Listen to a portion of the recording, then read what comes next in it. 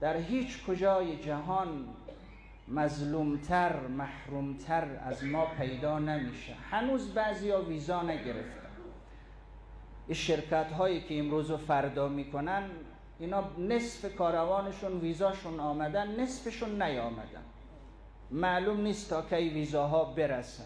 همه زائرها رفتن، زیارت کردن، برگشتن، آمدن، از امتیازات 40 استفاده کردن، ولی زائر کشور ما هنوز آواره و سرگردان است. هنوز معلوم نیست چی می شود.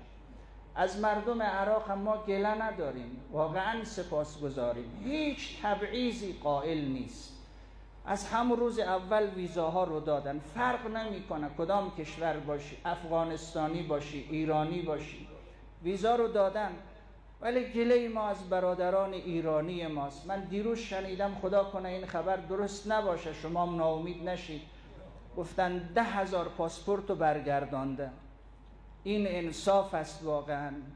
این انسانیت است واقعا؟ گناه ما چیه؟ گناه ما اینه که برای رفتن به کربلا باید از کشور ایران عبور کنیم. اگه پول می داشتیم، به خدا اگه این مردم پول می داشت، این شرکت ها 3 پرون هواپیما را اجاره می گرفت، 2 روزه زائر ما را در کربلا در نجف انتقال می داد.